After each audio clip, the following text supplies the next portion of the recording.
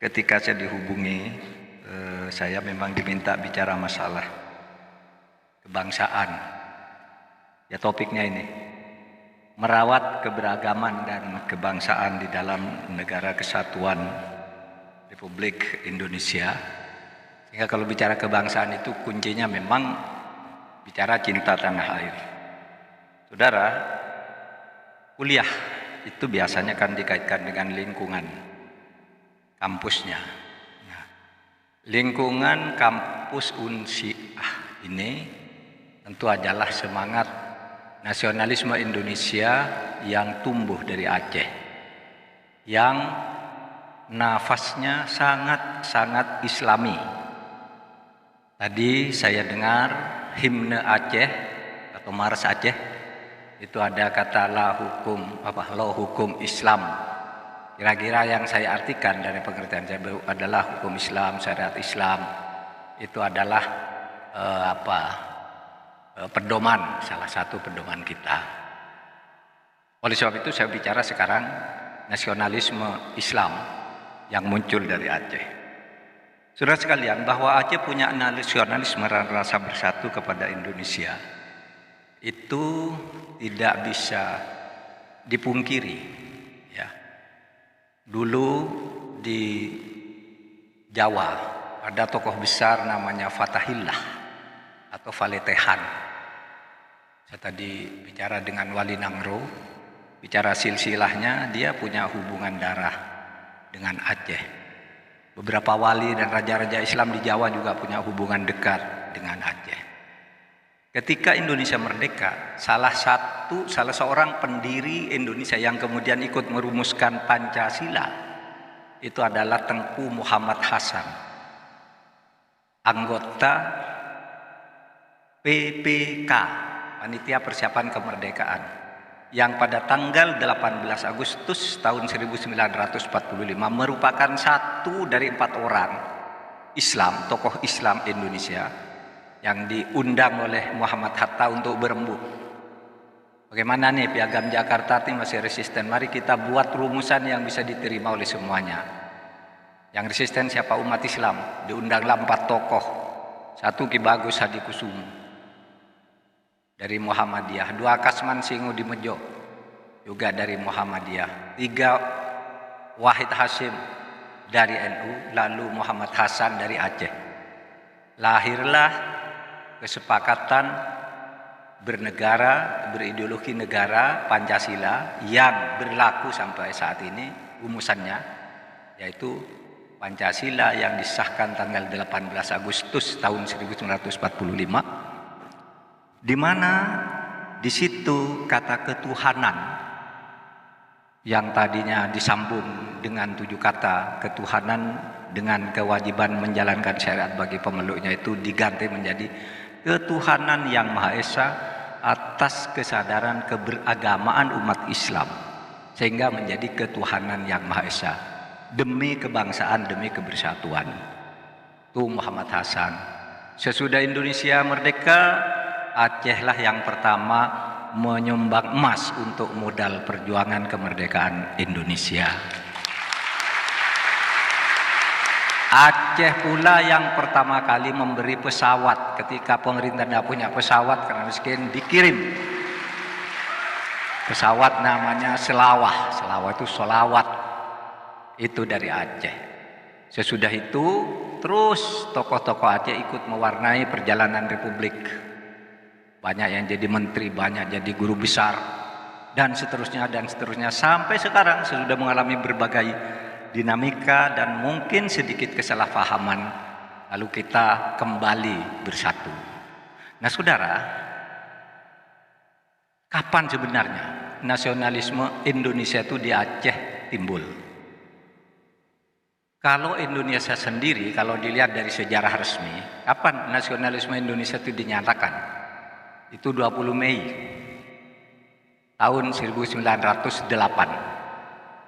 Yaitu ketika lahir namanya Budi Utomo yang menyatakan mereka mendirikan pergerakan organisasi untuk kemerdekaan Indonesia, untuk bangsa Indonesia. Sebelum itu memang sudah ada gerakan-gerakan. Ada Serikat Dagang Islam, ada Serikat Islam, tapi dianggap belum meng-Indonesia oleh penulis sejarah. Itu dianggap gerakan Islam, bukan gerakan nasional. Gerakan nasional itu sendiri 20 Mei 1908 yang ditandai dengan lahirnya Budi Utomo. Nah, saudara, Hari Kebangkitan Nasional itu kemudian bergerak terus melalui propaganda. Ya, melalui propaganda, konsolidasi organisasi sampai akhirnya lahir Sumpah Pemuda. Coba slide nomor 1 berikutnya.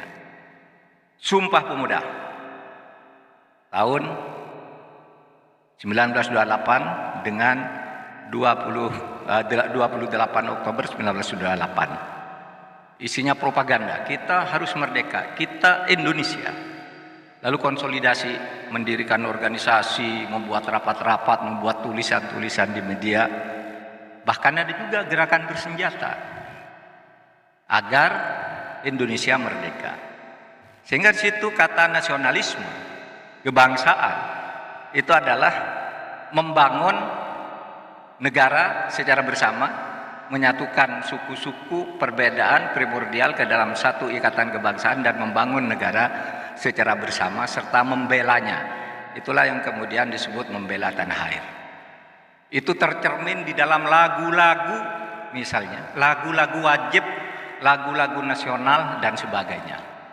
Saudara, saya mempunyai temuan betapa sebenarnya di Aceh itu nasionalisme Indonesia sudah muncul dalam lagu-lagu rakyat berbahasa Arab yang sama isinya dengan lagu-lagu wajib sekarang ini. Sama isinya dengan lagu-lagu, sama isinya dengan lagu-lagu Mars, Nahdlatul Ulama, Himna Muhammadiyah dan lain-lain yang memuji kebesaran Indonesia. Coba nih di Aceh. Aceh itu kalah perang pada tahun 1904. Sejak itu Aceh membara, tidak terima kalah, pokoknya harus merdeka. Dan saudara, hubungan dengan Jawa, dengan orang-orang Islam di Jawa juga kuat, dengan para nasionalis Jawa sudah kuat. Sehingga sebenarnya sebuah lagu yang sering dikumandangkan oleh orang-orang Aceh ketika itu, saking marahnya kepada penjajah, kepada Belanda, itu muncul mendahului lagu nasional, dan Aceh sudah menyebut Indonesia. Ini saya dapatkan di beberapa literatur yang kemudian juga dimasukkan di dalam podcastnya Fahri Ali, Kofi namanya, ya, kolom Fahri Ali podcastnya.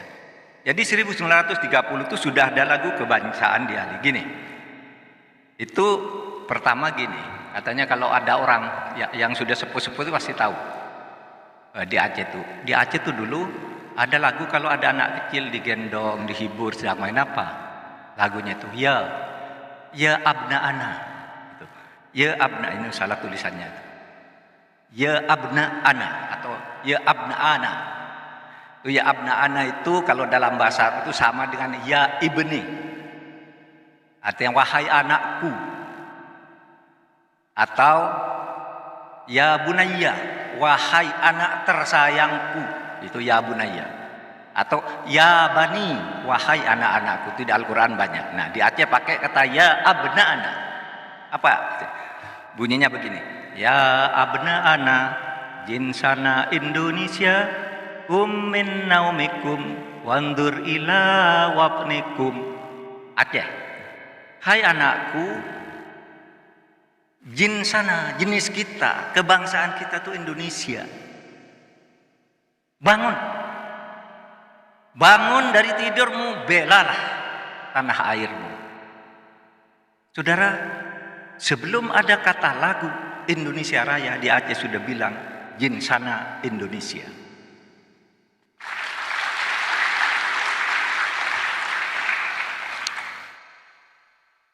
Hai anakku, ya abnan, hai anakku,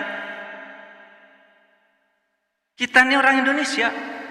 Bangun kamu dari tidurmu dan bela bangsamu. Sudah itu ada lagi di Aceh nih. Ada kata tanah air dalam bahasa Arab. Apa bunyinya?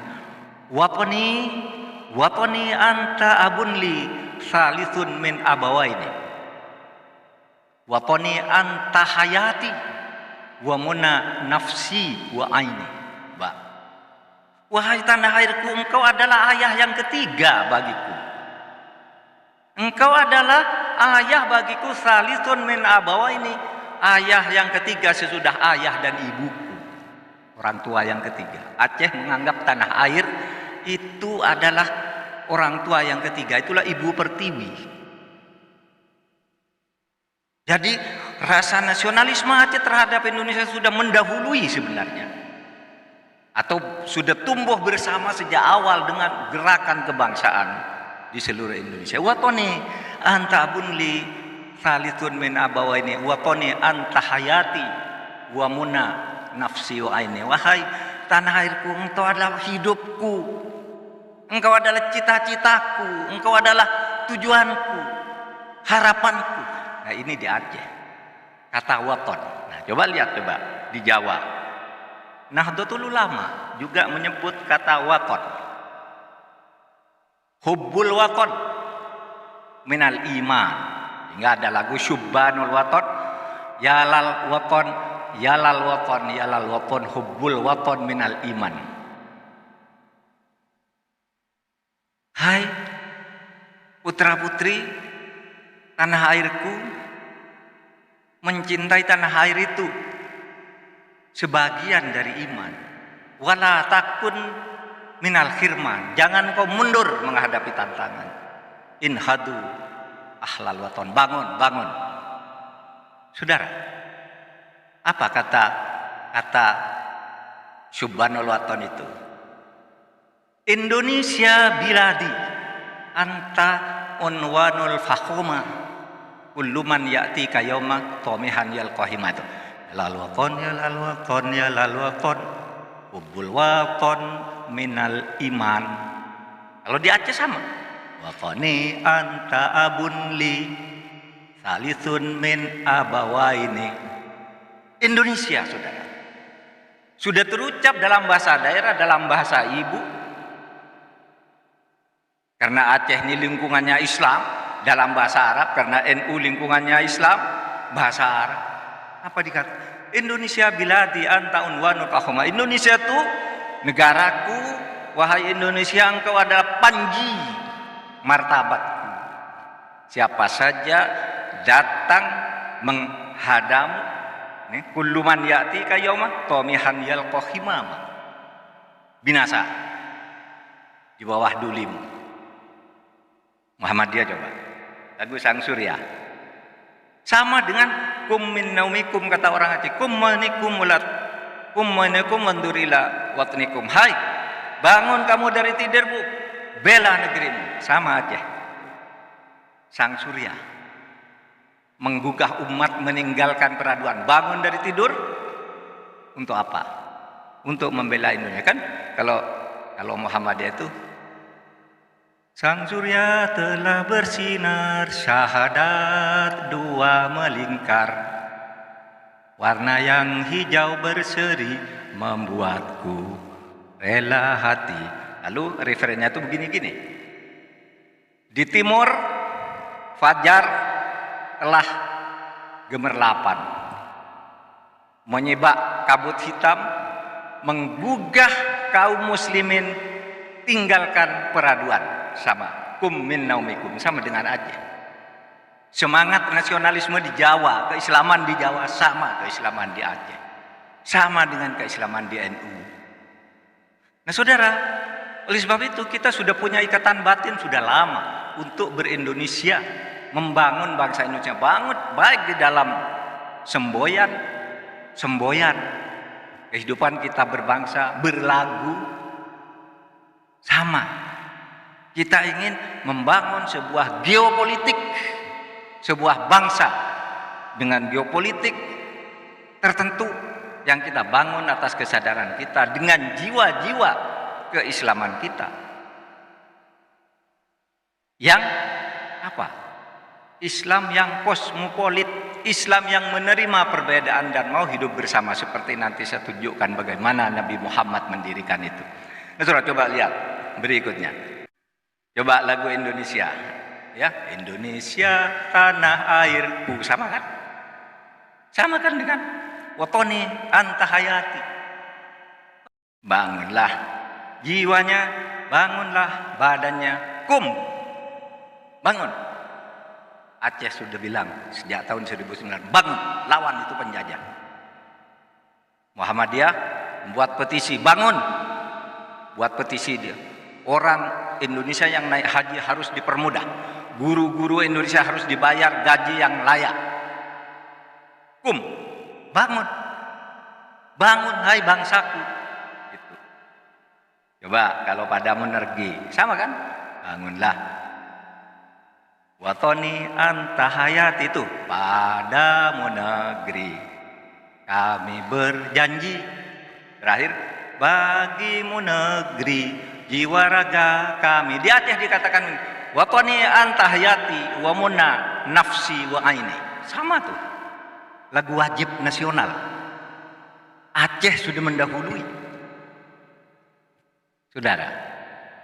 Oleh sebab itu, saudara, keindonesiaan kita, keindonesiaan saudara-saudara sebagai orang Aceh harus lebih menonjol daripada orang-orang lain. Karena Anda adalah as-sabiqunal awwalun menurut istilah agama.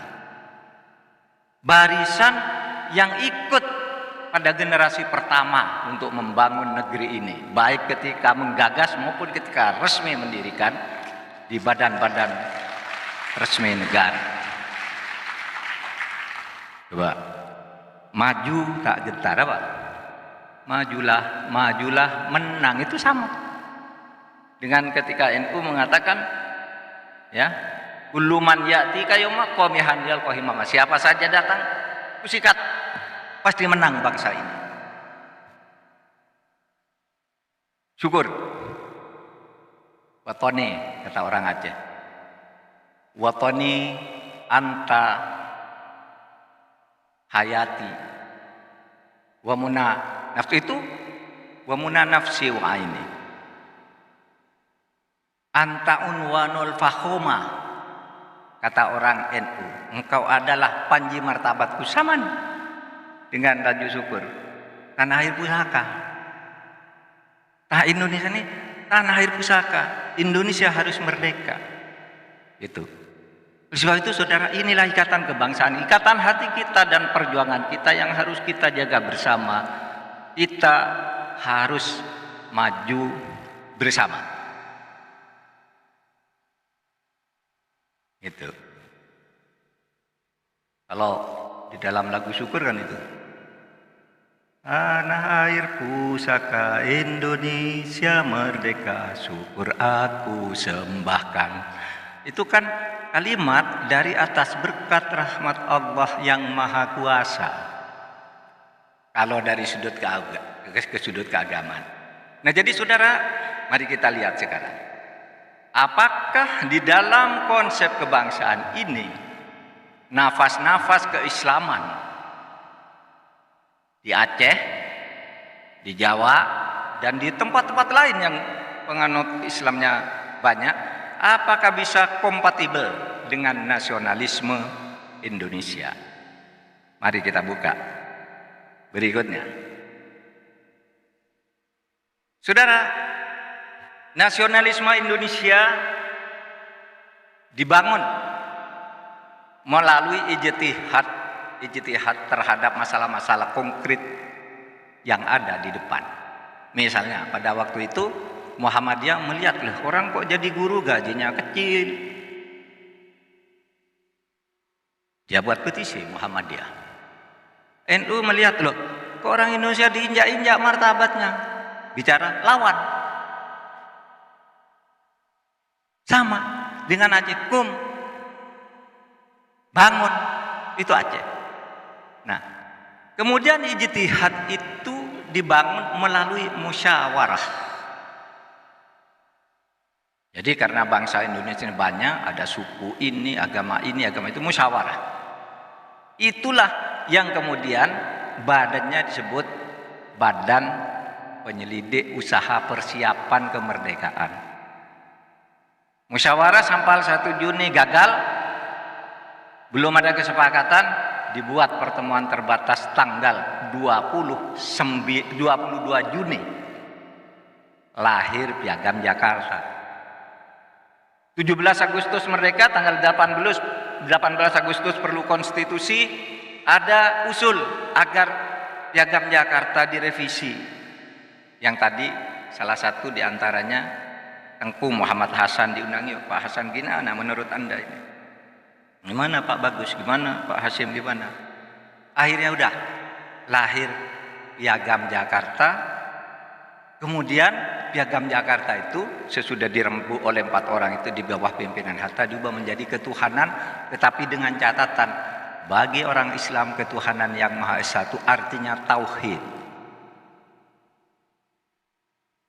Asyhadu an la ilaha illallah wa asyhadu anna Muhammadar Rasulullah. Itu arti ketuhanan yang Maha Esa bagi orang Islam.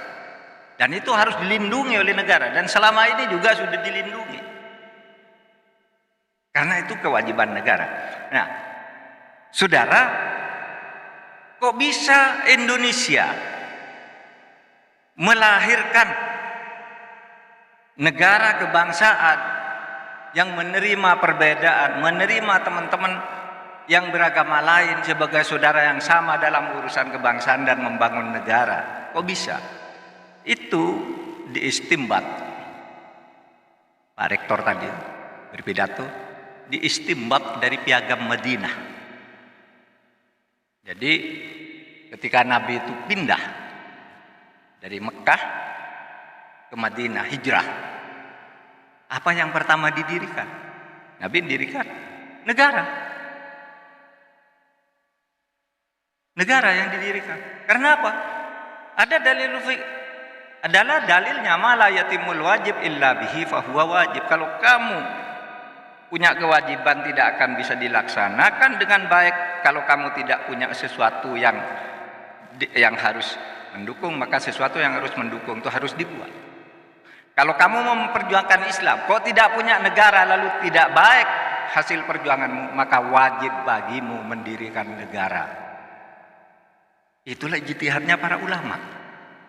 Tidak boleh kita membiarkan orang haji dipersulit, dibiarkan mati di tengah laut, orang sholat dianggap ekstremis, dianggap bodoh, lulusan madrasah, tidak ada harganya. Itu. Maka, kalau kita diberlakukan terus oleh penjajah, maka wajib hukumnya mengusir penjajah. Itu ijtihadnya. Itulah sebabnya lalu muncul resolusi jihad. Jihad melawan penjajah, jihad membangun kebenaran, jihad membangun kemajuan, membangun harga diri. Nah, itulah yang didirikan Nabi Muhammad. Dan Nabi Muhammad, saudara, ketika mendirikan negara, Nabi Muhammad ketika mendirikan negara itu tidak menyebut negara Islam. Apa yang disebut? Negara Madinah, yang sekarang ada sebut namanya terus, Madinah Al-Munawwarah, Madinah yang bercahaya. Apa yang dikatakan oleh Nabi di dalam Piagam Madinah itu persis dengan proklamasi kemerdekaan kita. Kata Nabi begini, hada kitabu min Muhammadin sallallahu alaihi wasallam bainal mu'minin wal muslimin wa Quraisyin wa Yathrib wa man tabi'ahum falahiqu bihim wa jahada ma'hum. Ini sama dengan proklamasi.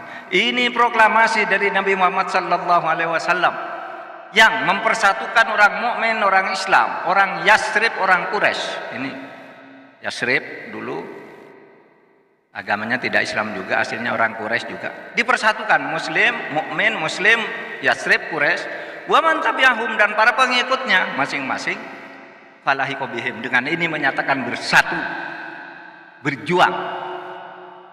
Wa jahada ma'hum. Berjuang.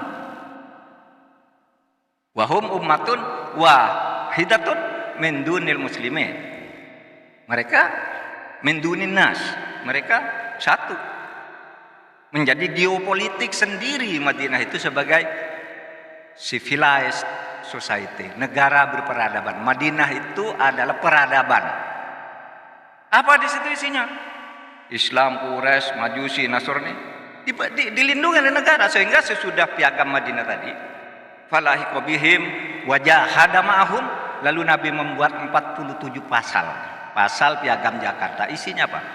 Bani ini yang beragama ini dilindungi harta dan bendanya dengan membayar pajak setiap bulan sekian. Terus sampai 23 isinya perlindungan kepada kelompok-kelompok yang berbeda. Baru tahu yang pasal 24 dan seterusnya kerjasama dalam bentuk teknis di lapangan untuk membangun masyarakat. Saudara, jadi kalau kita lacak nasionalisme Indonesia itu sama tuh dengan piagam Madinah. Apa kuncinya? Yaitu kosmopolit.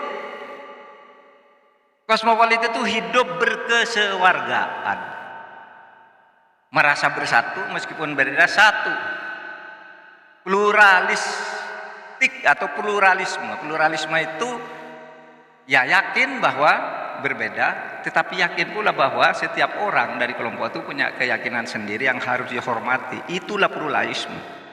Ini kalau pluralisme itu, kalau gambarannya Gus Dur dulu, pluralisme itu ibarat kita hidup di sebuah rumah. Hidup di sebuah rumah. Setiap rumah ada kamar, setiap kamar ada penghuninya. Ketika para penghuni kamar itu ada di kamarnya masing-masing, bebas. Mau pakai kaos, mau pakai sarung, mau nyetel televisi laporan sidang Sambo, mau World Cup. Karena ini ada perbedaan tuh, waktu musim World Cup itu istri ingin melihat Sambo, suaminya ingin lihat sepak bola. Nah, kalau di kamar silakan, kamar masing-masing lihat TV sendiri-sendiri. Ada yang pakai sarung, pakai rok, pakai apa, boleh. Tapi begitu Anda ada di ruang tamu, maka TV-nya harus satu. Nih, di ruang tamu itu kok TV-nya beda-beda? TV-nya satu, kacamatanya satu. Itulah Pancasila yang kita bangun. Cara melihat ideologi itu seperti itu, pluralisme itu seperti itu.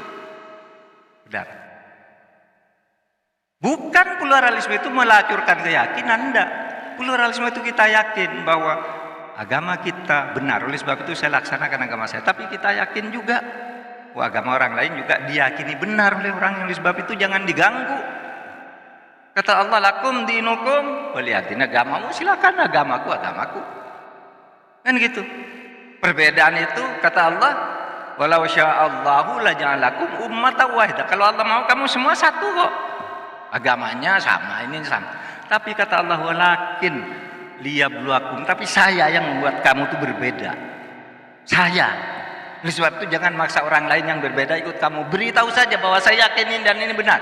Tidak mau, waman sya'afal yu'min, waman sya'afal yakfur. Allah mau, silakan. Jangan bertengkar sendiri karena perbedaan. Oleh sebab itu, di dalam hal ini, di dalam negara Pancasila, konsep kebangsaan kita itu, untuk hal-hal yang sifatnya menjadi kepentingan bersama, kita buat aturan yang sama. Itulah yang disebut kalimatun sawa. Kalau dalam bahasa agama kan ada kul ta'alau ila kalimatin sawa'in bainana wa bainakum. Kalimatun sawa.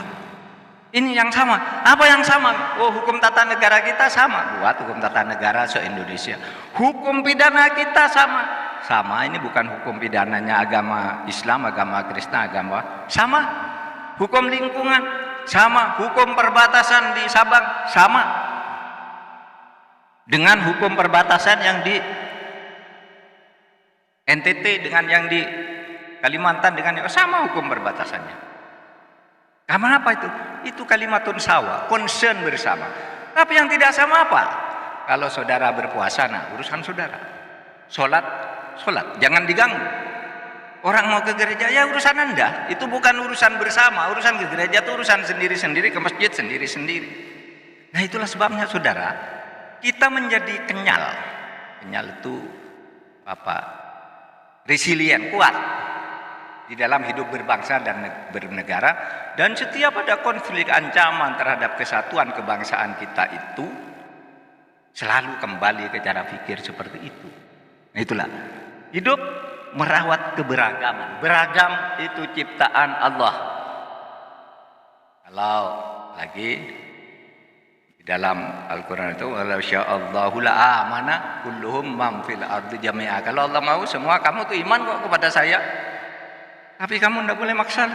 Kalau saya mau saya imankan semua seluruh dunia ini.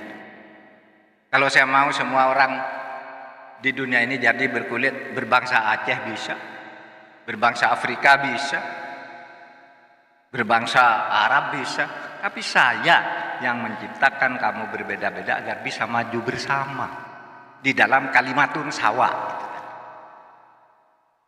Kalimatun sawa itu di dalam platform bersama atau visi bersama. Nah, yang berbeda kerjakan sendiri-sendiri, jangan bertengkar dengan ribut karena ada hukum kalau ribut gitu.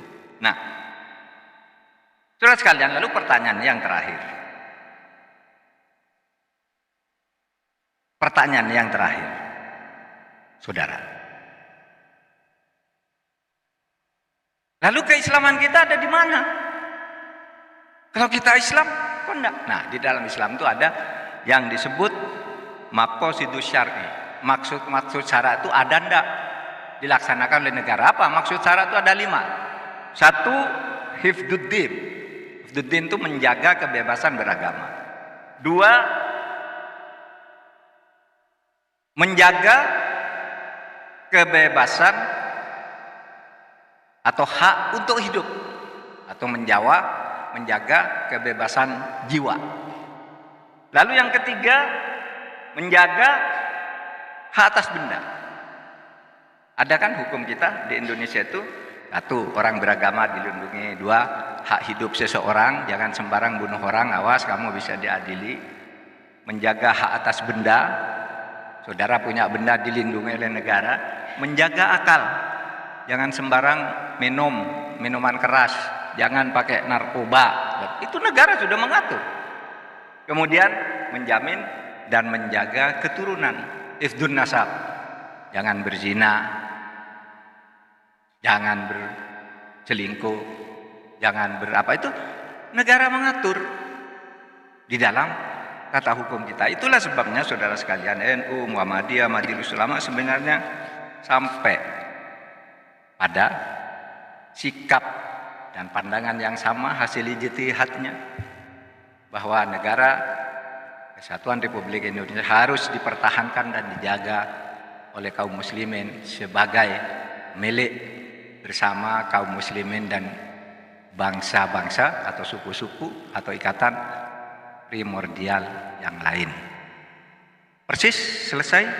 Assalamualaikum warahmatullahi wabarakatuh. Assalamualaikum warahmatullahi wabarakatuh.